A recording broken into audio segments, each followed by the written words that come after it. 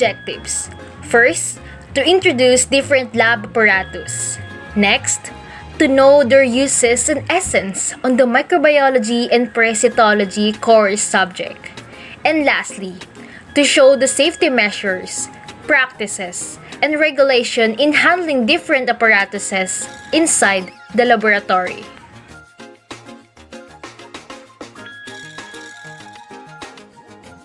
An incubator is a temperature-controlled environment used to support the growth of microbiological cultures. A water bath serves as a heat source for a variety of devices that require heating.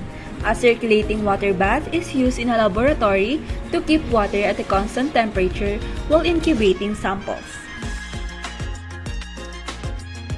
Analytical balance. Analytical balance are precision measuring instruments used in quantitative chemical analysis to determine the mass of solid objects, liquids, powders, and granular substances. Stereoscope. A stereoscope is used in producing three-dimensional visual information or creating the illusion of depth in an image.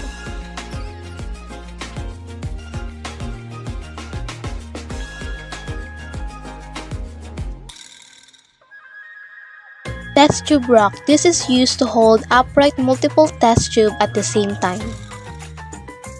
Test tube. This is to make samples, make qualitative observations of reactions. Wash bottle. This is to rinse or wash different laboratory glassware or plasticware items. Inoculating loops and needles are handheld devices for inoculating plated or tubed growth media with microorganisms such as bacteria or yeasts prior to incubation, multiplication, and growth. The needle is used for retrieving solid or dense media of a single colony, while the loop is used to retrieve liquid media, usually of large samples. A graduated cylinder is a piece of laboratory apparatus used to measure the volume of liquids, chemicals, or solutions. Microscope slide with cover. A microscope is an instrument that is used to magnify small objects. The cover protects the microscope's objective lens from contacting the specimen. Petri dish. A Petri dish is used to culture different types of cells, including bacteria and molds. A stirring rod. A stirring rod is a piece of laboratory equipment used to mix chemicals. A laboratory alcohol lamp can be made up of glass, aluminum, or brass, which generates sufficient heat, and the flame that it produces is used for sterilization of certain laboratory equipment and combustion. A beaker is a cylindrical container with a pour spout, which the general purpose is to hold liquid or solid samples. It can be in different sizes to mix different chemicals or compounds and pour specific amounts of mixture into a test tube. An Erlenmeyer flask is one of the laboratory apparatus that is useful to contain reactions and hold solid or liquid samples, which could release gases when stirred or heated. It is commonly used by holding the flask on the neck of it. A microscope is an instrument that makes an enlarged image of a small object. It allows the scientist to see the shape of a cell, its nucleus, mitochondria, and other organelles. Staining racks hold multiple microscopic slides simultaneously for the most efficient staining process. Although accommodating a different specific number of slides, all models ensure the safe handling of the fragile glassware.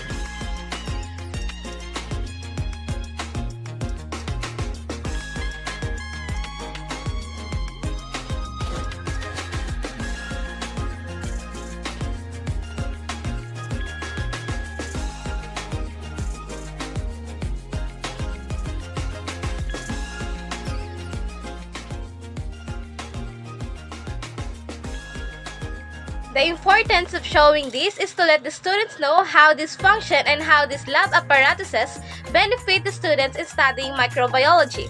This also allows students to interact with the equipment and have at least basic knowledge on how to properly handle the lab apparatuses to prevent any harm and eliminate hazards.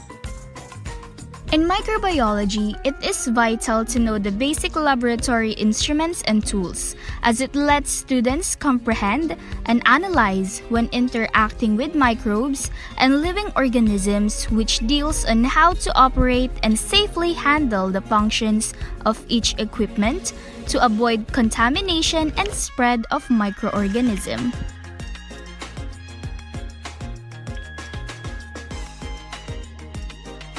When the liquid splash on the eye, wash the eye immediately with water from an eye wash bottle or eye wash fountain. This could prevent the possible damage and irritation to the eye. When chemicals splash on the skin, immediately rinse the area with cold water for at least 1 minute. Notify your teacher for further action. Strictly no eating, no drinking, no smoking, and no playing in the laboratory. Before leaving the laboratory, wash and dry your work at the said laboratory session. Be sure that your water, gas, and light outlets are turned off. Don't forget to wear your laboratory gown while performing an experiment. Payment for the lost or broken apparatus. Any lost apparatus or any piece which is no longer fit for use will be accounted for. Therefore, you must examine all the apparatus signed out in the staff room. See to it that all are and in good condition. Good morning, Sir Mark. We are Group 3 from 180SN, and we are humbly asking for your participation to conduct an interview regarding some of your experiences as a laboratory technician. Okay, good morning sa inyo. Okay, well, based on the experience po, as a laboratory technician, I work sa labas or not here in UMAC but in other companies, private company. So, I work at least 10 years as laboratory technician.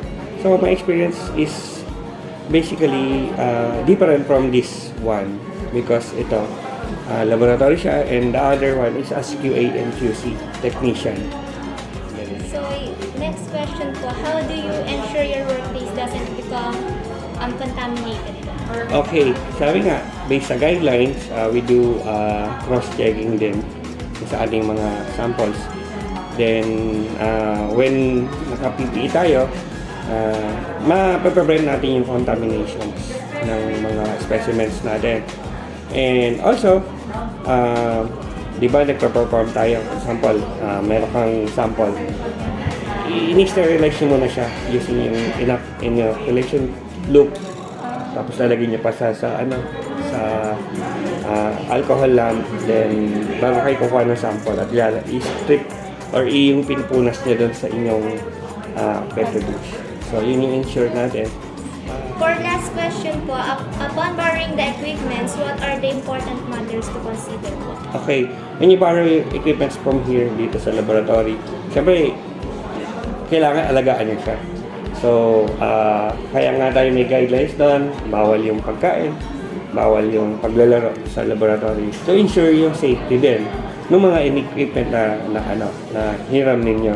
Kasi ang consequences niya pagka nanghiram kayo at hindi nyo inalagaan siya, nakabasag kayo, papalitan nyo siya ng same brand, which is ang brand natin dito ay Pyrex.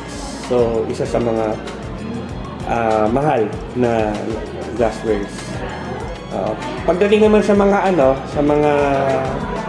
sa mga equipment naman, for example, nag-borrow kayo ng microscope. Ang pinaka-main doon na natin is yung teacher.